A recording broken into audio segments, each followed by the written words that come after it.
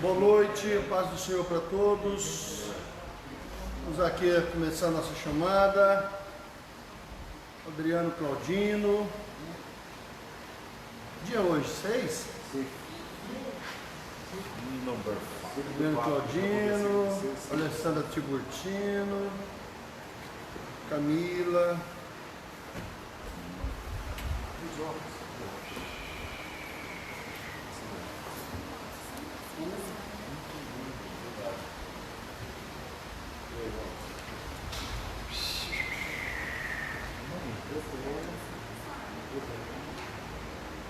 Acho que tinha a segunda aula dessa. É a segunda aula da 70 semanas.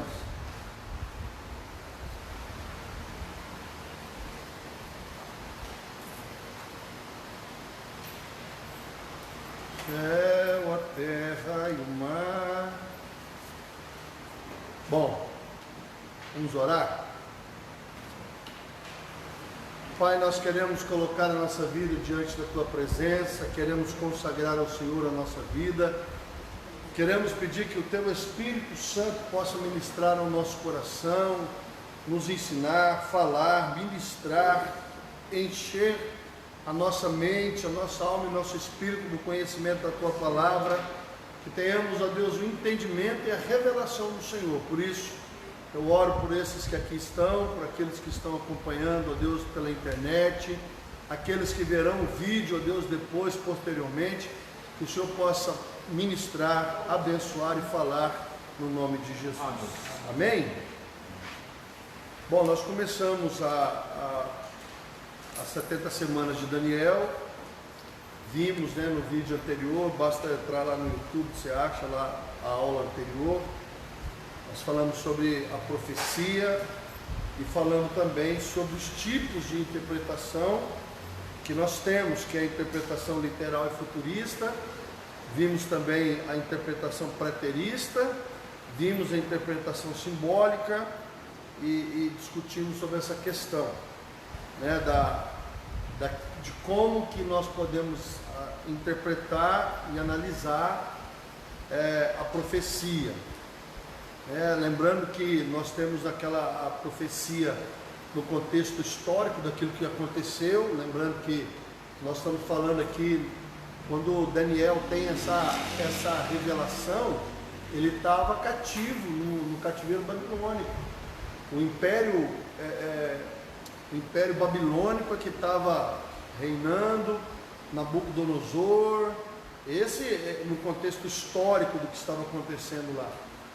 Mas a gente sabe que existem profecias que ela tem essa dupla finalidade, ela pontua algo que está acontecendo na história naquele momento, mas ela também está apontando para uma coisa espiritual a nível de futuro.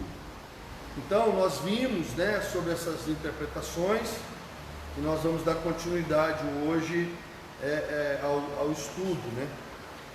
Então nós vimos a questão, por exemplo,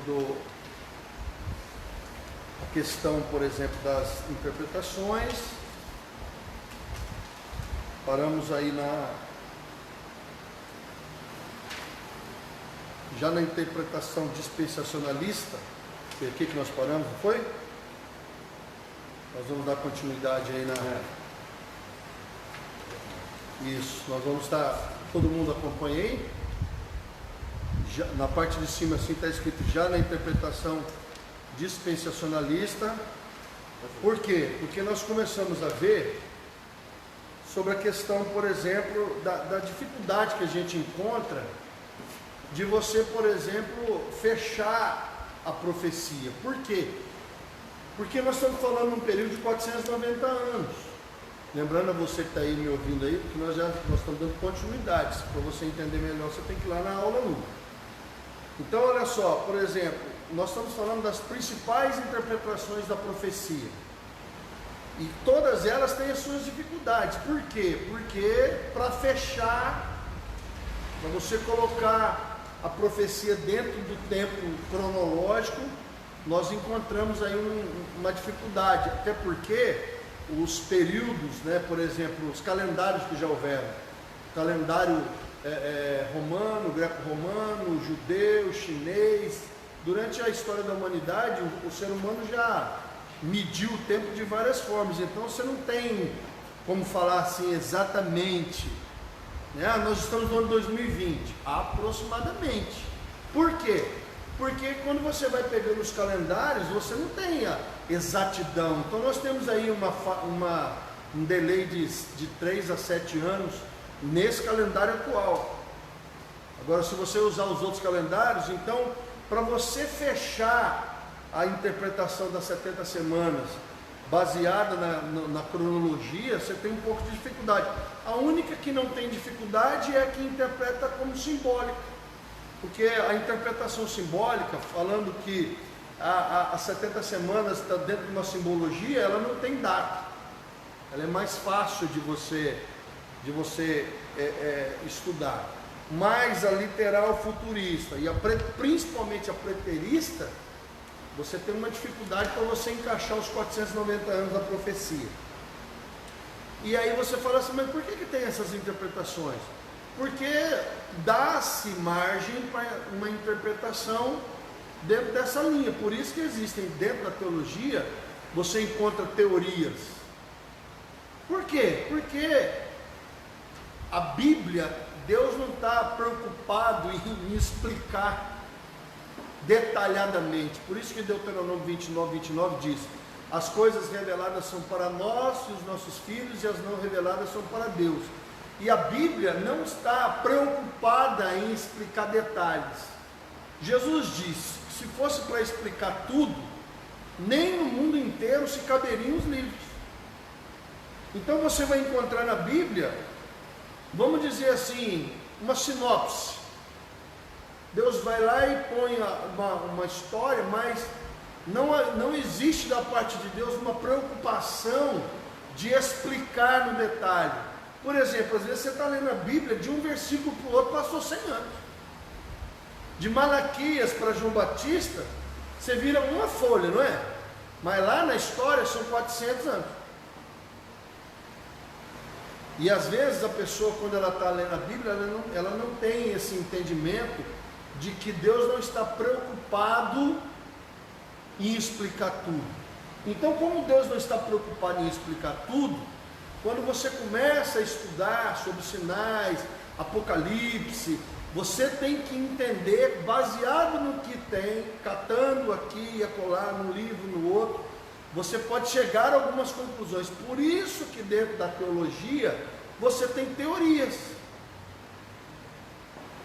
Que nem, vamos estudar o arrebatamento da igreja. E quando nós chegamos lá, você vai ver que nós temos teorias, 3 teorias. A igreja vai ser arrebatada antes da grande tribulação? A igreja vai ser arrebatada no meio? Ou a igreja vai ser arrebatada no fim da grande tribulação?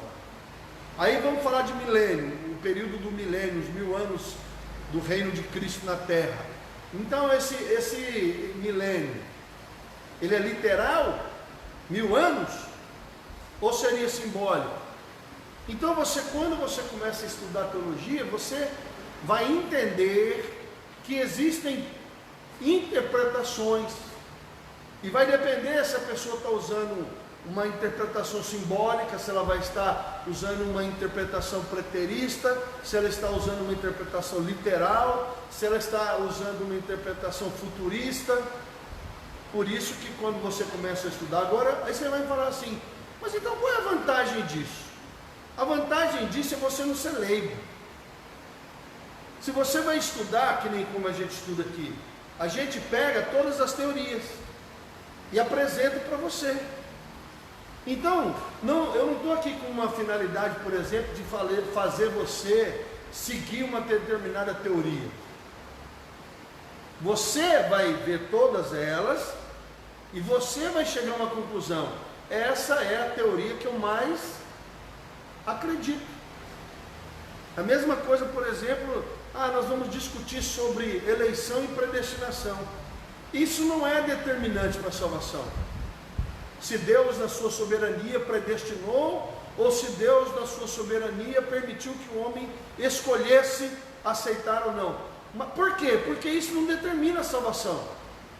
Seja por eleição ou seja por predestinação, o homem tem que ser salvo. A mesma coisa quando você estuda Apocalipse. Nós não vamos discutir se vai haver ou não, vai haver. O que nós discutimos aqui é como, quando, que jeito. E isso é que a gente está estudando. Então, por exemplo, essas 70 semanas, elas são importantes para quê? Para você entender que o tempo está sendo medido. No princípio, no meio, no fim. Porque o que mais importa para a gente aqui é nós entendemos que vai haver fim. Porque o ser humano está vivendo como se não fosse ter fim. Essa é a grande verdade. As pessoas vivem como se não tivesse fim. As pessoas vivem como se não fossem morrer. Né? O ser humano está comprando, adquirindo, possuindo, como se ele não fosse morrer. Como se parece que ele vai viver para sempre. Como se essa terra aqui não tivesse fim. Como se a nossa carne fosse mais importante que o nosso espírito. Todo mundo sabe que o homem é um espírito, que tem uma alma, que habita num corpo. O corpo foi corrompido pelo pecado, o pó volta ao pó e Deus vai nos dar um corpo glorificado. Mas é uma preocupação com a terra. Aí você vai falar, mas nós não temos que preocupar com a terra? Não, é um pé na terra e um no céu. Essa breve e momentânea vida que nós vivemos aqui não se compara à eternidade. Então, mas às vezes você percebe que as pessoas elas não param para pensar numa verdade. Qual é? Que vai ter fim. Você chega no cemitério, o que está escrito lá? Nasceu, morreu. Quanto tempo? 10, 20, 30, 50, 70, 80, 90, 100? Alguns aí, 120. O máximo que eu já ouvi falar aí nessa geração, 126 anos, que foi que eu ouvi falar que uma pessoa viveu. Bom, então é importante nós pensarmos nessa profecia? É. Você já imaginou se Daniel não tivesse pensado nisso naquela época? Daniel estava lá, cativo, no exílio babilônico, mas ele estava orando e perguntando para Deus, Senhor, como é que vai ser o fim?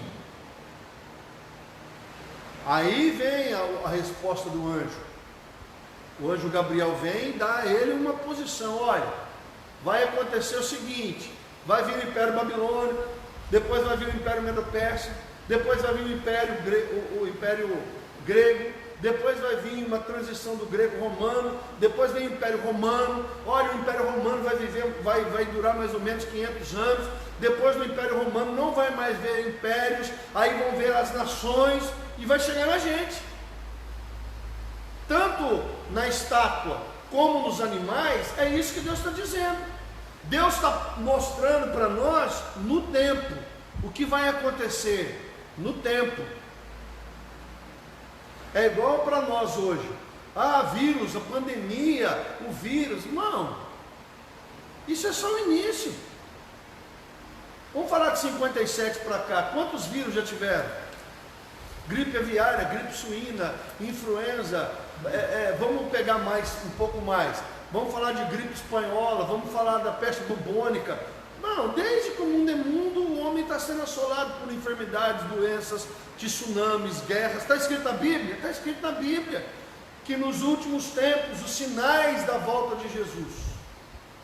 Guerras, rumores de guerras, doenças, pestes, aí teve a AIDS, o câncer, e aí o homem está sofrendo uma série, e nós temos que estar atentos a esse fim, porque no fim, muitas coisas vão acontecer, e é perigoso no fim, os servos de Deus ainda serem enganados, por falta de entendimento dos sinais, daquilo que realmente nós temos que está atento.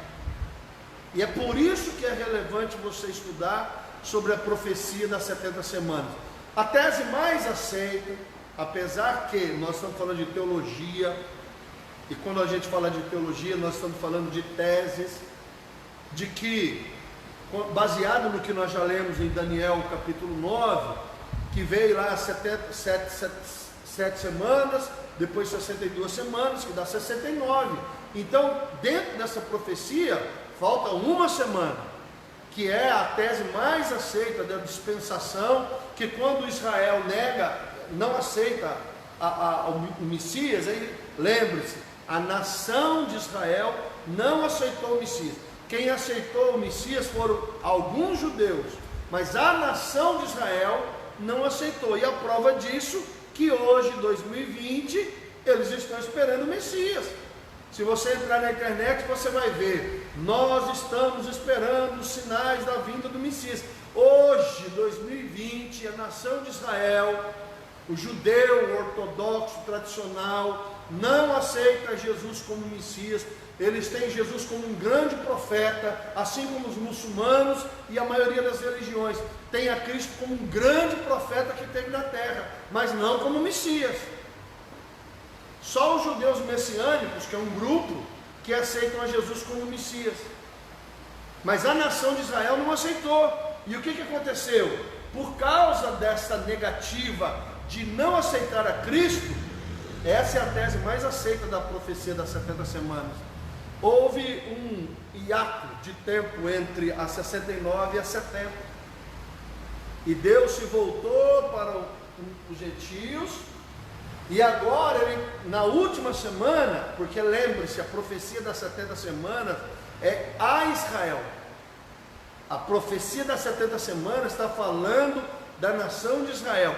Então nós estamos falando da última semana, porque a profecia de Jeremias está tratando da nação de Israel. Então a questão é, esta última semana que está faltando, é essa profecia que nós estamos estudando, está dizendo que Deus vai se voltar de novo para Israel. Porque você que está acompanhando o estudo aqui já entendeu. Israel passou pelo cativeiro babilônico, passou pelo cativeiro assírio. Israel foi destruída como nação, deixou de existir, está lá na profecia. O judeu foi esparramado na terra, tem judeu no mundo inteiro. Tem judeu brasileiro, judeu americano, judeu canadense, judeu alemão, tem judeu até alemão, tem judeu em todo quanto é lugar que você imaginar. Só que em 48, Israel voltou a existir como nação. E isso para a igreja é relevante, porque tem a ver com a profecia das 70 semanas. Quer dizer, em 48 a nação de Israel voltou a existir. A ONU meteu a caneta, a Organização das Nações Unidas, e aí eles colocaram Israel de volta no mapa, porque ele estava sumido, desapareceu. E isso para nós é importante. Como nós estudamos na escatologia, que Israel é o termômetro da volta de Jesus, é o termômetro. O que vai acontecer em Israel nos próximos anos é relevante para nós. Por quê? Porque a volta de Jesus, o anticristo, a segunda volta de Cristo, a batalha do Armagedon, o reino milenar, tudo tem a ver com Jerusalém. Por isso que é importante nós estarmos olhando as teses, as teorias, o que se acredita, o que a Bíblia fala, o que os teólogos dizem, quais são como é que nós vamos interpretar essa questão. Porque agora, lembre-se, desta profecia de Daniel, já cumpriu 90%. Porque lá na estátua, cabeça de ouro, peito de prata, braços de prata, abdômen de cobre e a perna de ferro, os dedos de ferro com barro. Mano, nós já estamos no dedo. Porque essa profecia está falando de impérios que já foram. Por exemplo, lá estava falando do Império Babilônico, já passou. Então, é importante para nós entendermos que nós estamos falando do quê? Nós estamos aonde nessa profecia? Meu irmão, se você pegar o capítulo 2 de Daniel, nós estamos lá no dedinho. Lá no dedo. Que é o barro com o ferro. A pedra já foi cortada sem auxílio de mão, que fala que é Cristo. A pedra foi tacada na estátua, a estátua desfazer. Resumindo, tem império hoje? Não. Não existe mais nenhum império. Os impérios humanos deixaram de existir. Hoje existem nações, 197 nações. E existem países poderosos economicamente, militarmente, G7, G10, G20, G24. Resumindo, o mundo inteiro tem 24 nações que são relevantes. O resto é normal. Não fede, não cheira. Existe. Bom, mas aí economicamente falando, militarmente falando, aí é importante você entender isso. Porque senão você vai falar assim, não interessa essa questão, quando é que Jesus volta, quando é que Jesus não volta, para que eu quero saber disso? Eu vou viver hoje, não quero saber do amanhã. Mas o problema não é você, e até é bom que a gente vive um dia de cada vez, mas é importante você estudar essa questão. Por quê? Porque senão vem o anticristo e você acha que é Jesus. Aí você vai ficar em dúvida, mas será que é esse o Messias? Porque Israel, presta atenção, quando o anticristo vier, a nação de Israel vai achar que ele é o Messias. Lembrando que o anticristo vai ter poder, ele vai fazer sinais, prodígios, maravilhas, ele vai falar bonito, vai trazer paz. Está na profecia. E a Bíblia diz que muitos dos santos vão acabar sendo enganados. Por isso que é importante a gente pensar sobre esse assunto. Bom, dando continuidade, já na interpretação dispensacionalista, essa dificuldade não ocorre. Por quê? Porque eu estou terminando de explicar para vocês essa questão. Por quê? Porque essa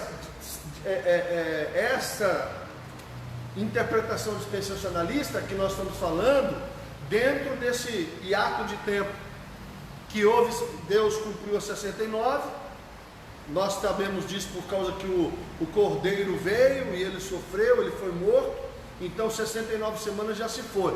Dentro desta revelação, se você interpretar Daniel pela dispensação, essa dificuldade não ocorre. Por quê? Porque o prazo histórico para nós já foi, já cumpriu.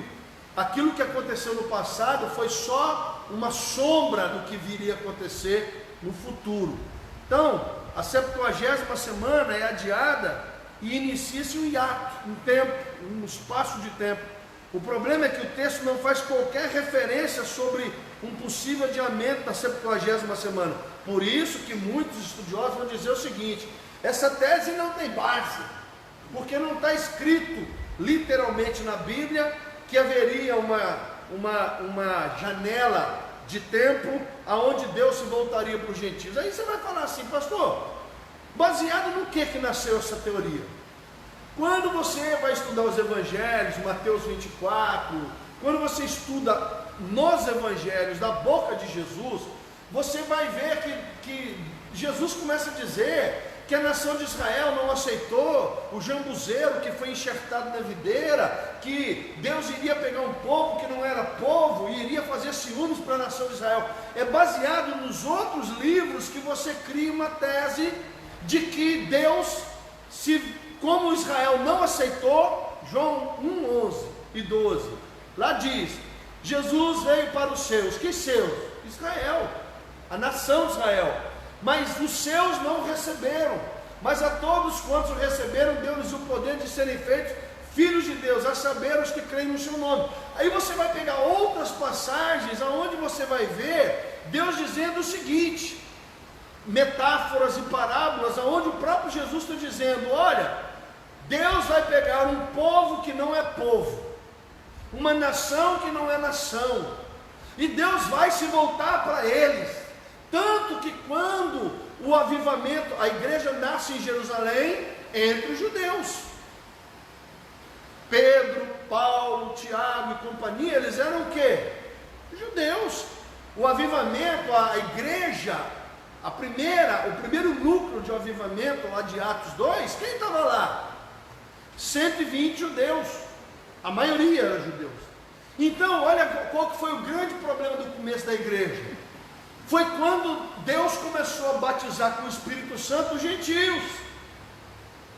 Quando Pedro tem aquela visão de um lençol descendo com carnes imundas para os judeus, e Deus fala: olha, não trate como imundo aquilo que eu santifiquei. E quando Deus levanta Paulo, que se torna o apóstolo aos gentios, e Paulo, ele chegava na cidade, ia na sinagoga, pregava para os judeus, e aí, meu irmão, ele já ia para os gentios. E ouve-se, quando você lê o livro de Gálatas, o livro de Gálatas é uma crise que está tendo no meio da igreja. Por quê? Porque os judeus queriam que os convertidos se circuncidassem e que praticassem a lei. E aí Paulo está brigando com o povo, inclusive com Pedro, e falando: não tem mais lei. A lei foi cumprida em Cristo, e Cristo ampliou a lei. Agora ela não é mais um ritual, ela é interna. Então você vai vendo que, baseado nessas passagens, é que você entende que Deus, ele se volta para o gentio. Daí nasce essa tese de que há um hiato de tempo entre a 70ª para a 70ª. Quando Deus, como na 79ª semana o judeu não aceitou, o que Deus fez? Se voltou para os gentios. Vocês não querem? Você é o filho legítimo. Você não quer? Vou pegar um adotivo. Aí você vai entender aquela parábola que o rei fez uma festa e mandou chamar os seus. Aí o que os seus falaram? Comprei um campo, nasceu meu filho. E aí cada um vai dando uma desculpa.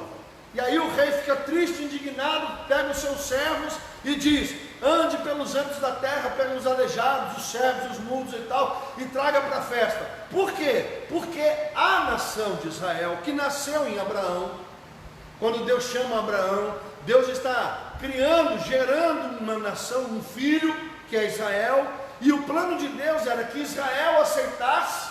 Por quê? Porque quem é que trouxe a mensagem de monoteísmo, de um único Deus? Foi a nação de Israel. Porque se você estudar o Império Babilônico, o Império Grego, o Império Romano, meu irmão, é muito Deus. Se você estudar os egípcios, é muito Deus. É Deus para toda coisa. É sol, lua, bicho, planta. Você pode estudar, por exemplo, na mitologia grega, na mitologia romana, os panteões. É Deus para tudo. É Deus do sol, Deus da guerra, Deus. Quem é que Deus levanta para pregar que há um único Deus? O judeu.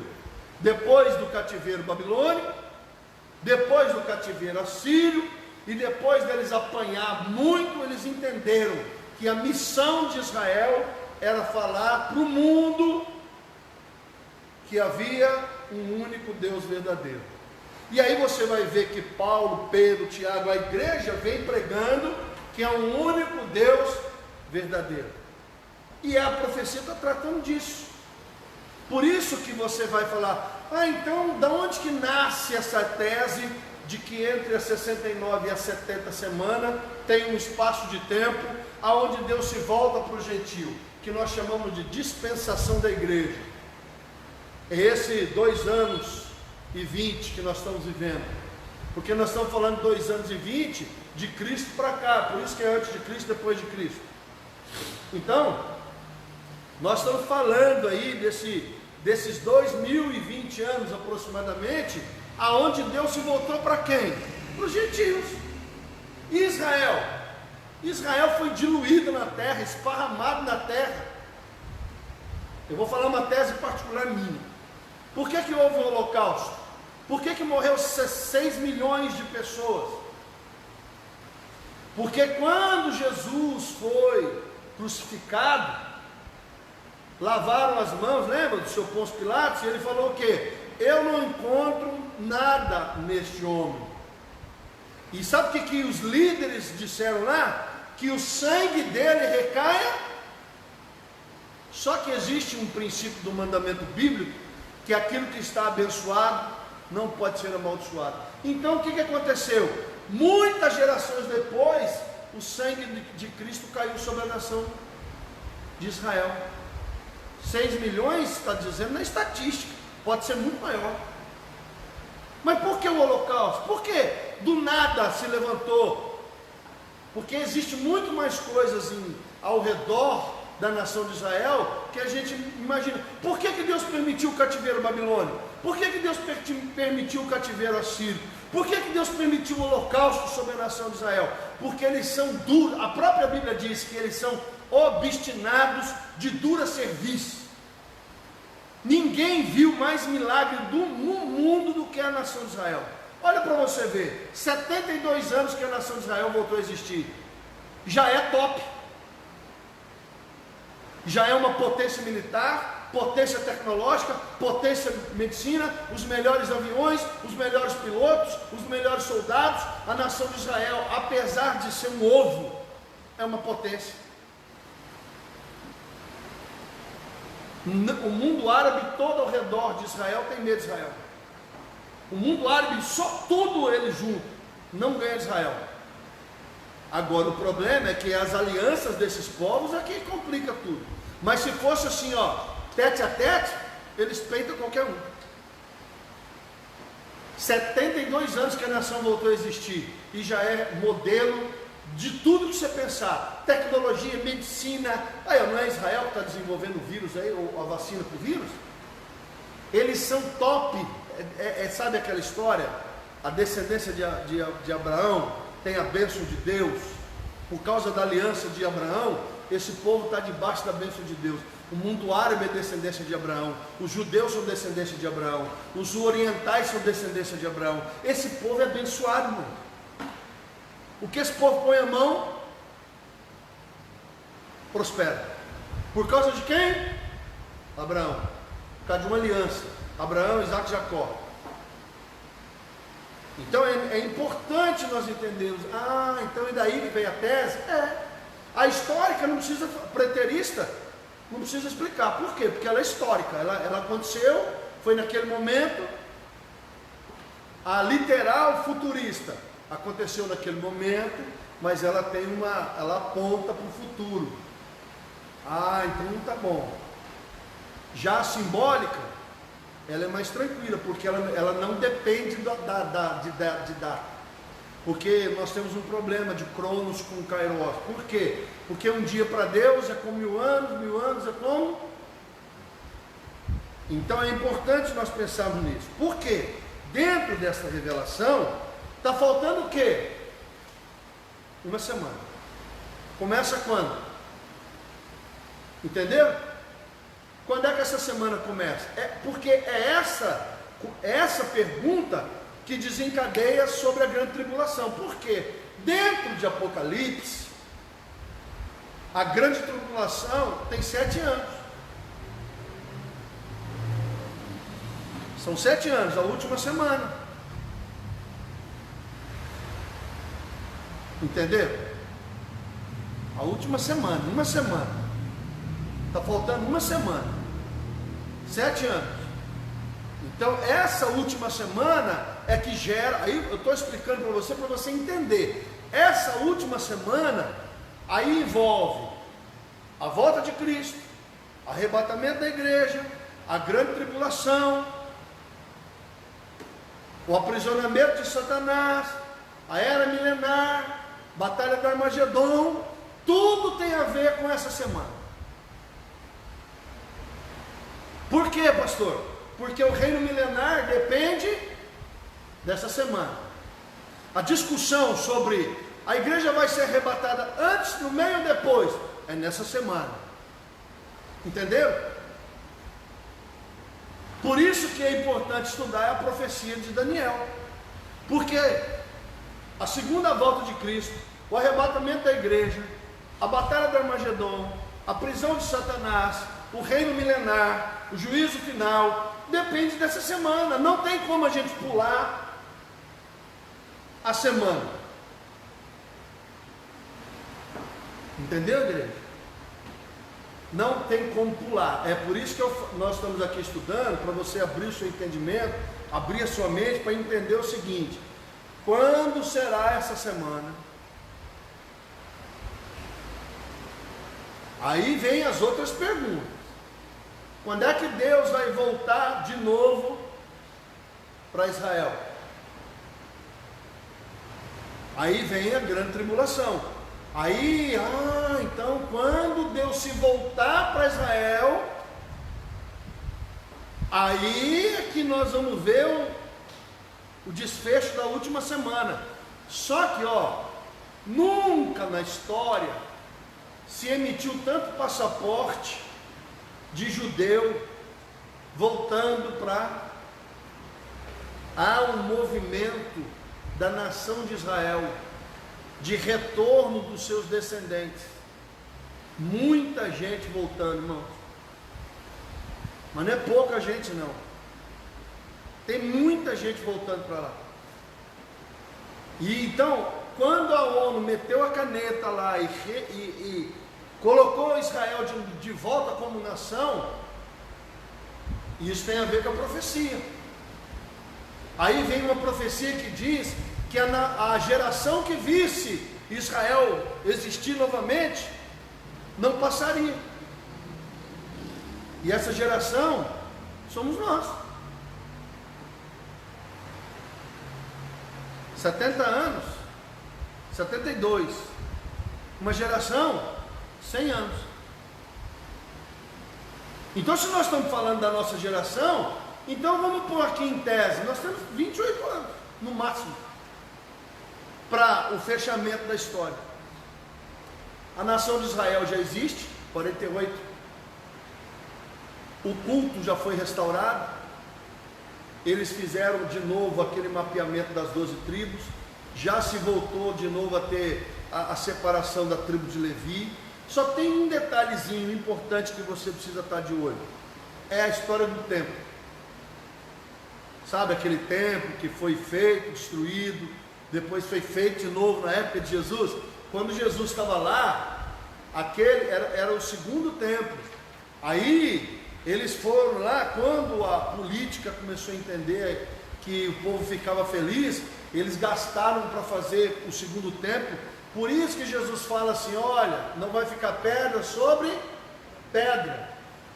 E se vocês destruírem esse templo, em 3 dias eu o reerguerei. Mas aí nós entendemos hoje que Jesus estava dizendo que o templo de verdade não era o físico, era ele. Só que a gente entende isso por causa da revelação. Só que em 70 depois de Cristo o templo foi destruído. O imperador Tito, um dos imperadores de Roma, destruiu o templo. Por quê?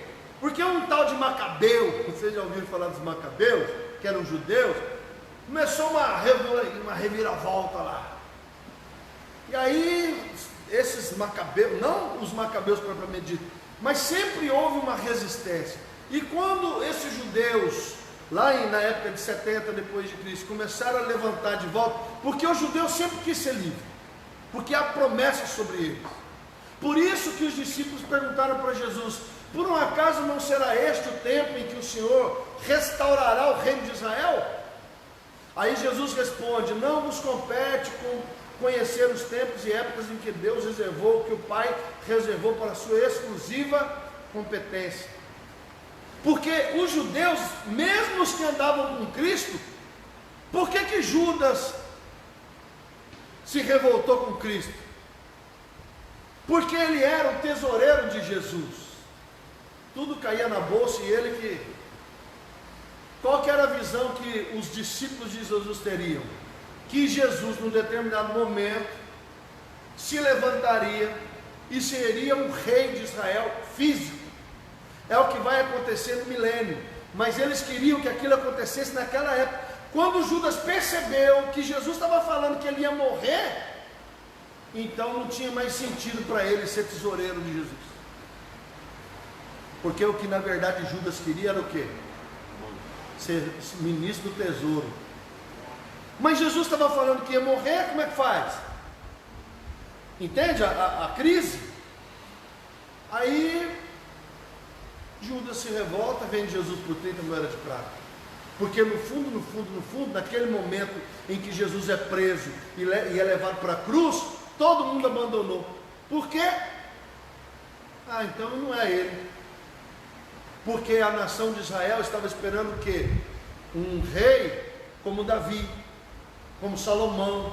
Eles estavam esperando um rei que chegasse, sentasse no trono de Israel e que pegasse e colocasse todos os reinos da terra subjugados ao reino de Israel, como era na época de Davi, como era na época de Salomão. Mas quando Jesus vem como cordeiro e morre, Jesus vem fraco. Por isso que Jesus fala: o meu reino não é deste mundo. Se eu quisesse, eu rogaria ao Pai, Ele me daria 12 legiões e eu destruiria tudo. Mas isso não era suficiente para o judeu. Por isso que o judeu não aceitou.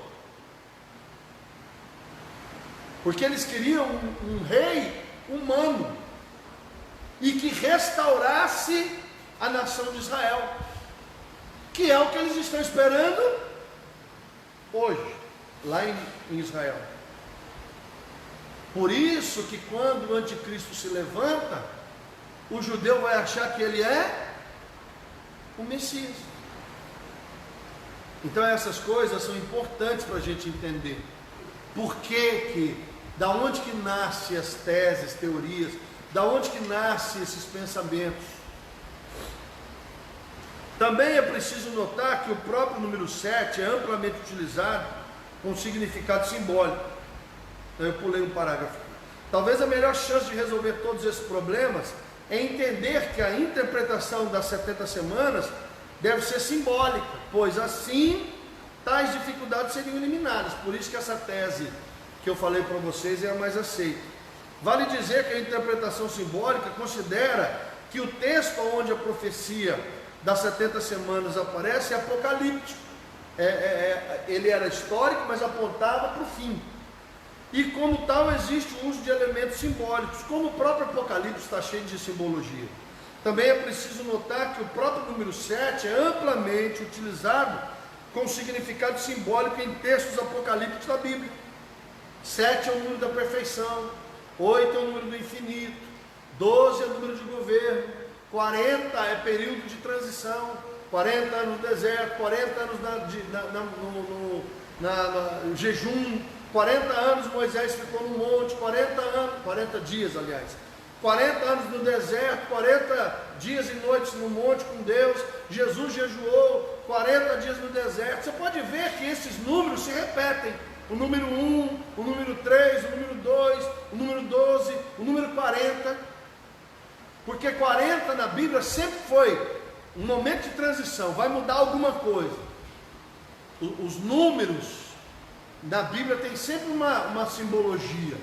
Então 7 na Bíblia fala de perfeição. Qual é o número do homem? 6. Por isso que o número da besta é 666.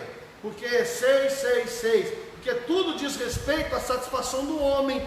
A marca da besta está relacionado a algo que vai acontecer, aonde esses governos mundiais vão satisfazer a vontade do homem. Por isso que a marca da besta é 666, porque 6 na Bíblia é o número do homem, nunca será perfeito. O 7 é o número de Deus, o 8 é o número do infinito, o 12 é o número de governo, 40 é o número de transição, de uma mudança drástica na história da humanidade. Sempre tem a ver com 40 dias, 40 anos.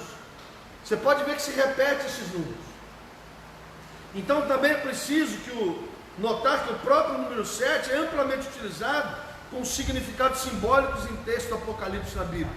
7 trombetas, 7 cornetas, 7 selos, já viu?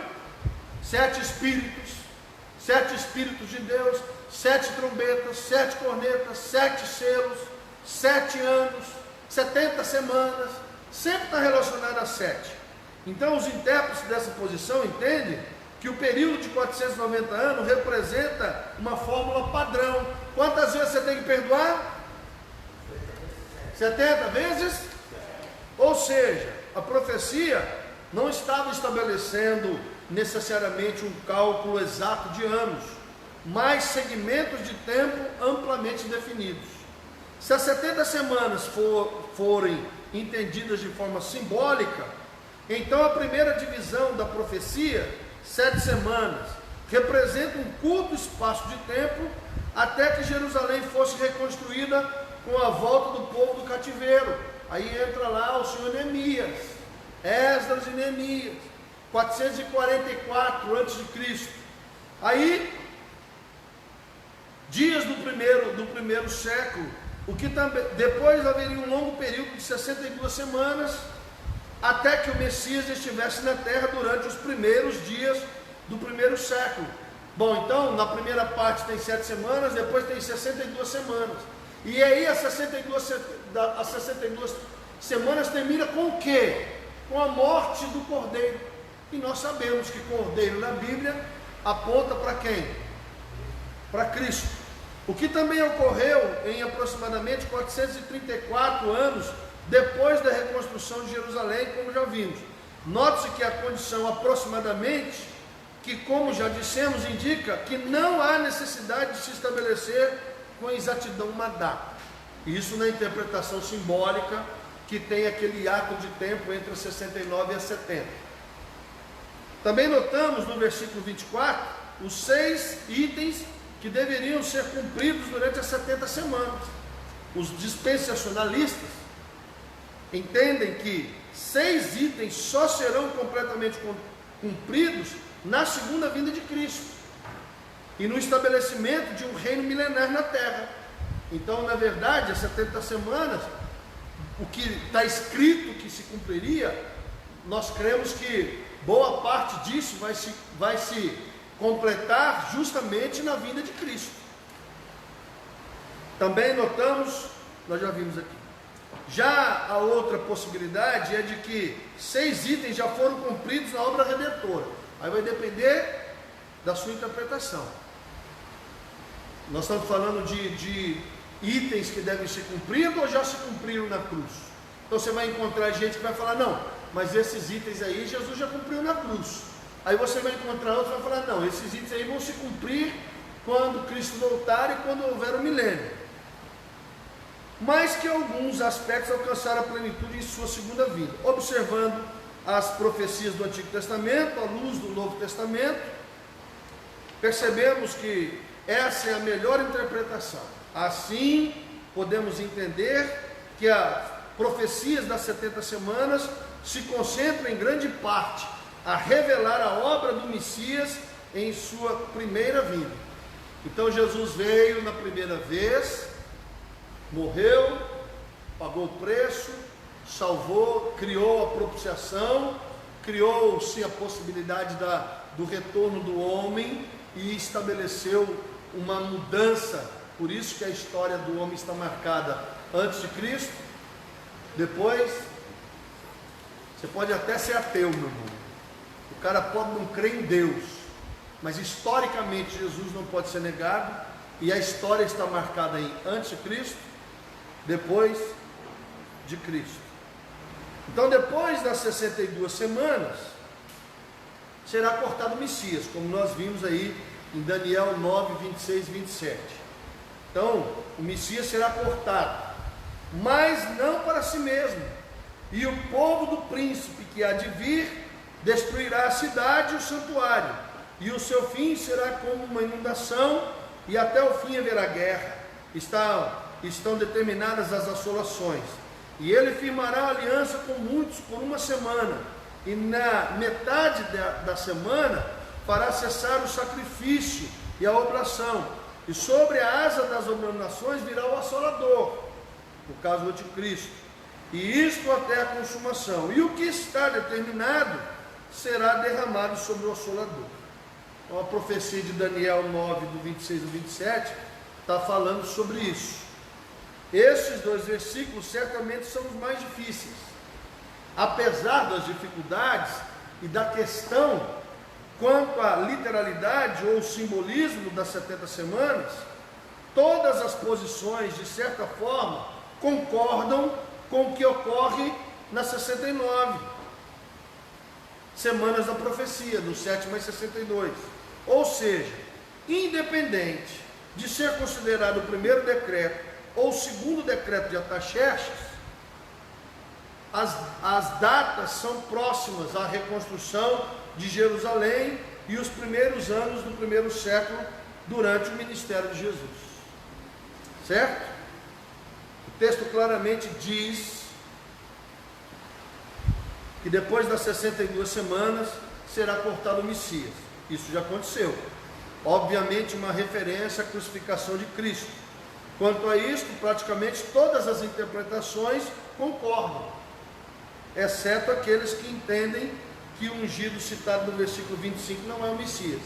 Há um pequeno grupo que acredita que não é uma menção ao Messias, mas a um rei. Mas essa é uma tese pouco defendida. A grande maioria das interpretações desse texto tratam que o cordeiro aqui é o Messias ungido. Então, voltando ao texto, existe um debate entre as diferentes posições. Quando se deu a crucificação de Cristo, se na 69ª semana, durante o hiato, ou na 70ª semana, entre a 69 e a 70. Alguns dispensacionalistas afirmam que a crucificação ocorreu na 69ª semana, enquanto outros afirmam que ela ocorreu após a 79ª semana, mas não na 70ª semana, já que esta ainda é futura. Então existe uma discussão: a crucificação aconteceu na 69 ou na 70? A grande maioria acha que foi na 69. Então a última semana realmente está reservada aí para a questão da grande tribulação, aonde Deus vai se voltar novamente para o seu povo. Então, já outras interpretações entendem que a morte do Messias ocorreu na 70ª semana. Particularmente, eu penso, e a maioria pensa, isso está claro no texto, pois é uma interpretação lógica e natural, que depois da 69ª semana se inicia a 70ª. Isso é óbvio. Como já disse, o problema é que o dispensacionalismo introduz um elemento ao texto, que é esse ato de tempo entre a 69 e a 70. Aí você pode encontrar alguém que diga: mas não está escrito no texto. E eu vou explicar de novo. Essa interpretação ela nasce pelo fato daquelas profecias, daquelas metáforas, aonde Jesus fala que o jambuzeiro será enxertado na oliveira. É baseado nisso, que Deus levantaria uma nação que não era nação, um povo que não era povo, para provocar em ciúmes aqueles que são filhos. Baseado nesses textos é que nasce essa tese desse ato que acontece entre a semana 69 e a 70. Tá bom? Então vamos continuar aqui. Como já disse, o problema, do dispensacionalismo entra aí nesse ato de tempo. Creio que o texto obviamente está dizendo que o Messias foi morto na 70ª semana. Até porque, se não for assim, temos um registro da 70ª semana no texto. Ou seja, não há no texto uma expressão como 70ª semana, mas apenas depois da 79ª semana. É claro que ambas expressões se equivalem. O versículo 27, lemos que uma aliança seria feita e ele fará firme aliança com muitos por uma semana. A interpretação dispensacionalista entende que ele é uma referência ao príncipe e não ao Messias. Assim, para o dispensacionalismo, aqui se trata do anticristo, que fará uma aliança com o povo de Israel durante o período da tribulação. Então, no meio da guerra lá, daquela confusão, o anticristo vai se levantar e vai fazer uma aliança. E aí ele vai se declarar Deus. Ainda no dispensacionalismo, o anticristo então fará cessar o sacrifício, a oferta de manjares, o que significa que ele proibirá a prática religiosa entre os judeus. Alguns pensam que quando o templo for construído, vai se voltar o sacrifício de animais. É uma tese. E alguns acham que é simplesmente uma alegação de que é do culto em si. Mas alguns acham que é literal, que quando o templo for reerguido, que haverá novamente o sacrifício de animais, como era no passado. Alguns acham que só vai ser uma proibição de se cultuar a Deus, que resultará na segunda metade da 70ª semana, em um período em que haverá intensa tribulação. E lembre-se que a Bíblia está dizendo que nunca houve na terra um período pior do que esse. Então, meu irmão, quem lê um pouco de história sabe que o trem já foi feio. E se vai acontecer uma coisa muito pior, então eu não consigo nem imaginar o que seria. Então, entretanto, apesar da nossa tradução em português parecer indicar a melhor interpretação é entender que quem faz aliança é o príncipe, não o Messias, no texto original é impossível determinar quem está fazendo aliança, porque fica meio vago se é o príncipe ou se é o Messias. Note que o versículo anterior, 26, duas pessoas são citadas, um ungido e um príncipe que lidera um povo. Assim, o ele que indica o versículo 27, gramaticalmente falando, pode ser tanto uma referência ao ungido como uma referência ao príncipe. A maioria acha que é em relação ao príncipe que está fazendo uma menção ao anticristo. Talvez haja uma pequena vantagem, gramaticalmente falando, na interpretação de que o ele se refira ao Messias, pois o assunto principal do versículo 26 é ungido e não príncipe. Se no texto original a identificação é praticamente possível, penso que quando interpretamos esse texto com base no restante das Escrituras, a melhor interpretação certamente será o de que o ele se trata do Messias. Na última ceia, quando Jesus tomou o cálice, ele disse: este cálice é a nova aliança do meu sangue. Fazei isto todas as vezes que bebedes em memória de mim. 1 Coríntios 11, 25. Compare o texto de Daniel que diz que ele fará firme aliança com muitos, com o texto do Evangelho de Mateus, onde Jesus disse: porque isto é o meu sangue, é o sangue da nova aliança, derramado em favor de muitos, para a remissão de pecados. Mateus 26, 28. Sabemos que cada vez que a igreja se reúne para participar da Santa Ceia do Senhor, ele está recordando e ao mesmo tempo anunciando esta aliança. Assim entendemos que a morte de Cristo pôs o fim ao sistema sacrificial. Você pode ver que depois que Cristo veio, a nação de Israel não sacrificou mais animais, gado. Por isso que muitas pessoas acham que esta aliança está se referindo a Cristo. Então, de forma que, conforme o escritor da Epístola aos Hebreus escreveu, os sacrifícios levíticos eram sombras do sacrifício perfeito e definitivo de Jesus no Calvário.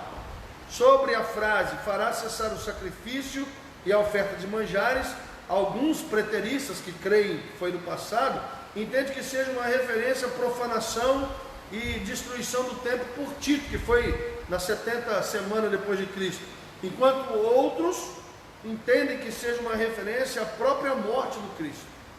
Como na interpretação simbólica, entende-se que a 70ª semana representa todo o período da era da igreja, ou seja, ela é a última semana, os últimos dias, conforme o apóstolo Pedro interpretou a profecia do profeta Joel, em Atos 2,17, tal semana será dividida ao meio. A primeira metade representa o período da pregação do Evangelho pelo mundo, onde nada poderá barrar o crescimento da igreja. Isso é uma tese, tá? Onde nada poderá barrar o crescimento da igreja de Cristo na terra, e a aliança está sendo pregada. Já a outra metade corresponde ao período do pouco tempo de Satanás, em Apocalipse 20, verso 3, aonde o homem da iniquidade, segundo a Tessalonicenses 2:3, o anticristo será revelado e haverá intensa perseguição contra a igreja. Essa segunda metade se refere ao ponto final, a grande tribulação que antecede a segunda vinda de Cristo. Porque há uma tese que nós já estamos no segundo dia da última semana. Entende? Não é 2000 anos? Então, dos 7 anos que faltam, já foram 2. Por quê? Porque alguns interpretam que pode ser que 1000 anos, está falando da última semana, que falta 7 dias. Então alguns defendem, não, já foram 2 dias da última semana, e que no meio dessa história vai acontecer então na segunda metade da grande tribulação. Vocês estão entendendo? Dentro dessa tese, nós já estamos vivendo nessa última semana. Entende? A última semana já está acontecendo, é uma tese. Aí você vai falar, está errado. Não existe errado em teologia. Pergunta que fica, está preparado? A pergunta é, se nós já estamos no meio dessa semana, você está entendendo? Ah, então tá. Ah, a semana ainda vai vir. Amém, então, irmão. É igual quando me perguntam assim, pastor, o senhor é pré-tribulacionista, mesotribulacionista ou pós-tribulacionista? Eu falei, até por uma questão de inteligência, eu sou pré. Eu quero que a igreja seja arrebatada antes. Ah, mas e se não for? Ué, irmão, que ela seja arrebatada no meio? E se não for? Que ela seja arrebatada no fim? Mas eu queria que fosse antes. Concorda ou não? Agora a pergunta é, seja pré, seja meso, ou seja pós, você tem que estar? Ah, nós já estamos na última semana, que é uma tese. Já foi dois dias da última semana. Então, meu irmão, você está pronto? Porque não vai melhorar pelo que Apocalipse está falando.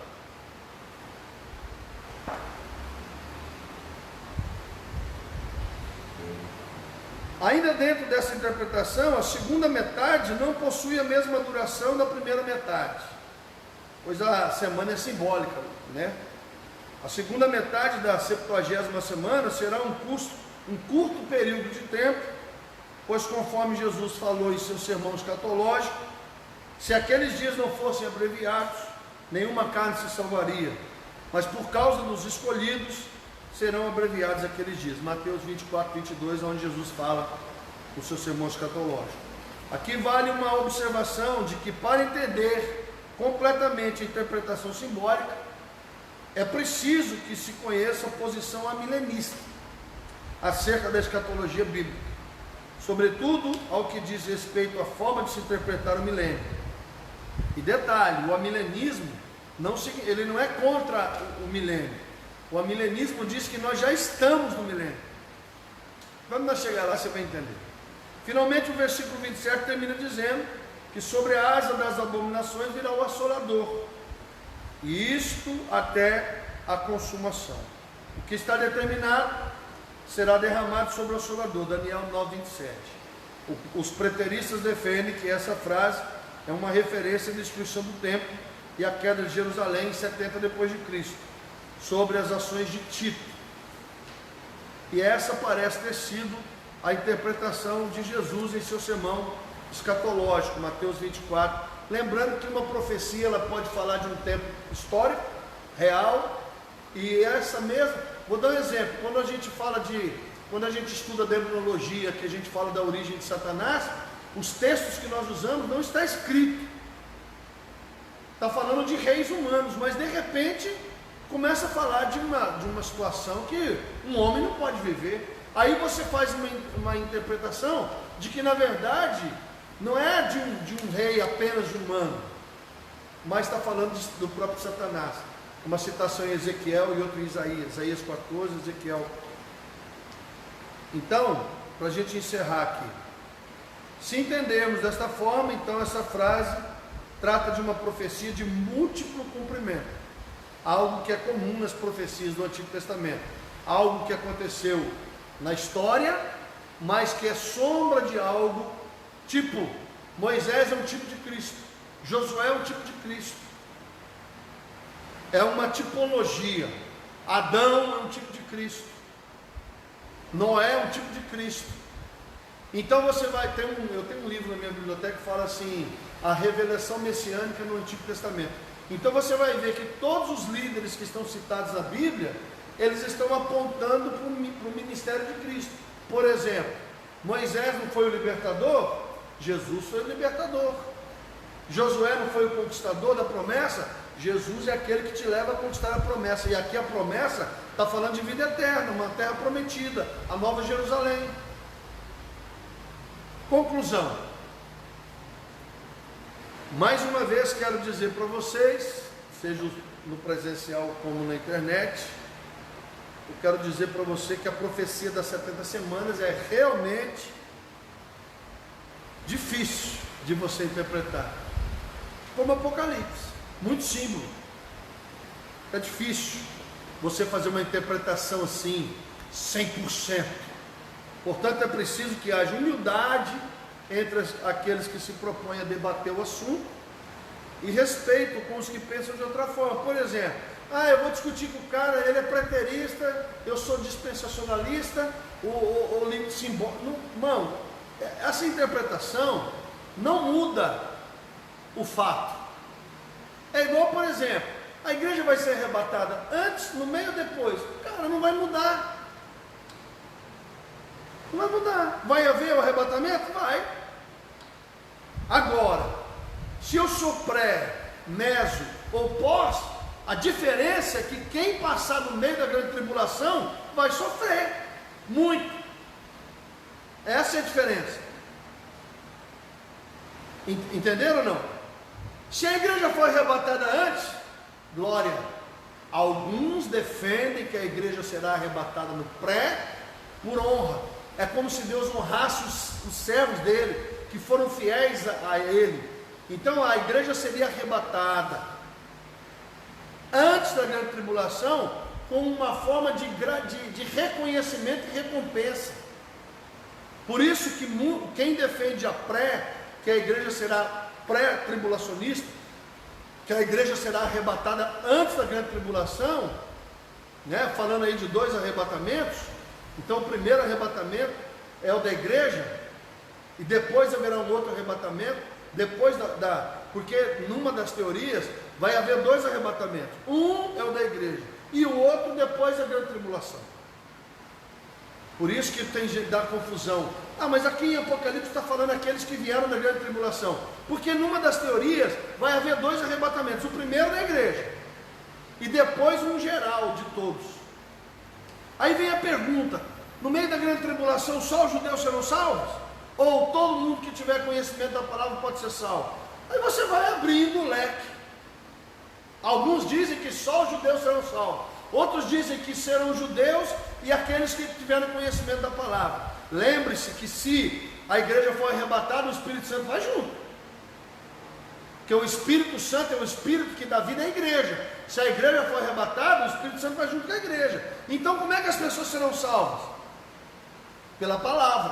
Quem conhece, quem não conhece. Então nós temos que ter humildade de entender o seguinte: eu sou arminiano, eu creio na salvação por eleição. O outro fala: não, eu sou como é que é? Fugiu o termo. Calvinista. Eu creio na salvação por predestinação. Irmão, presta atenção, não muda nada. Se você for salvo por eleição ou por predestinação, você vai ter que aceitar Jesus, você vai ter que se converter, você vai ter que se arrepender dos seus pecados, você vai ter que ser justificado, regenerado, adotado. Não muda nada. O que muda é quando alguém começa a dizer para você que se você está predestinado, você pode viver do jeito que você quiser. Isso é o problema. Entende? Não, você vai ser salvo de qualquer jeito. Não, você não vai ser salvo de qualquer jeito. Você vai ter que se arrepender, que se converter, crer. Você vai ter que ser justificado, regenerado, adotado, santificado, glorificado. Então o problema não é se você crê na eleição ou se você crê na predestinação. O problema é quando a pessoa acha que porque ela é predestinada, então ela não precisa fazer. Ela já está salva. E isso é uma falácia. Quem é predestinado ou eleito vai ter que ser santo. Mas eu quero que vocês entendam que a interpretação não muda o fato. Se a 70 semanas é literal, se ela é simbólica, ou se ela é futurista, ou se ela é preterista, não muda o fato de que nós estamos falando de um período de tempo onde acontecerão coisas.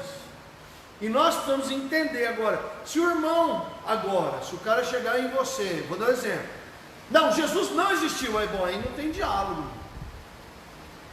Jesus não morreu na cruz, aí entende? Desde que a discussão seja sobre a interpretação de um fato, não muda nada. Agora, se a pessoa dizer para você, não existe Jesus, aí não, entende?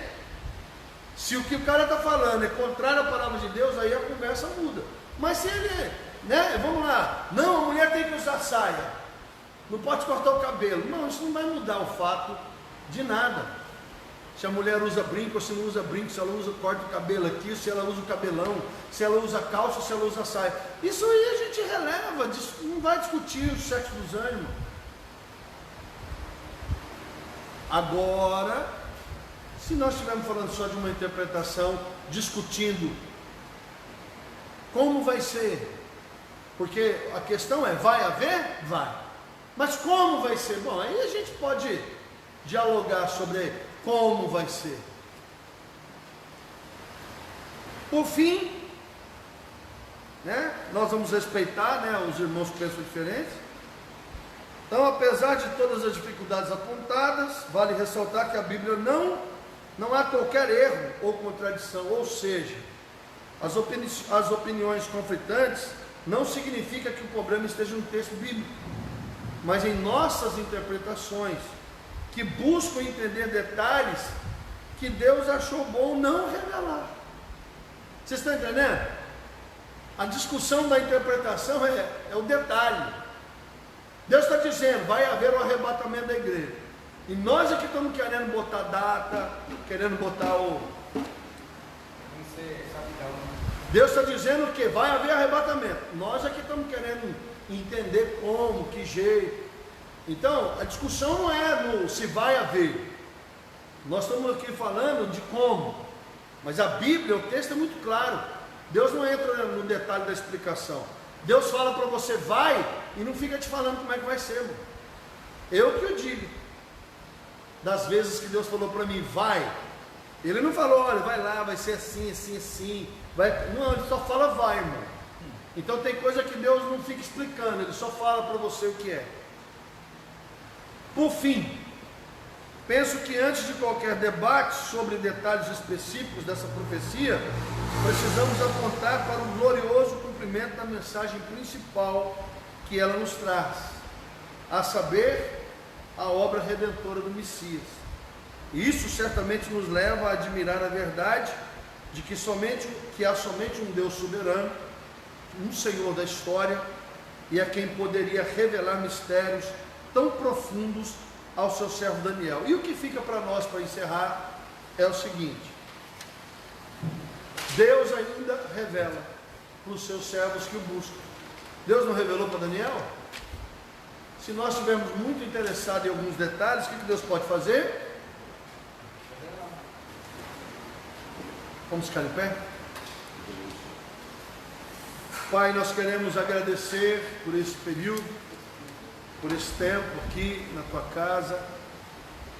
Obrigado, Deus, porque nós vamos iluminando o nosso entendimento, o nosso pensamento acerca das possibilidades, que nos torna, Deus, homens e mulheres preparados para eventuais situações e circunstâncias que podem advir sobre a terra.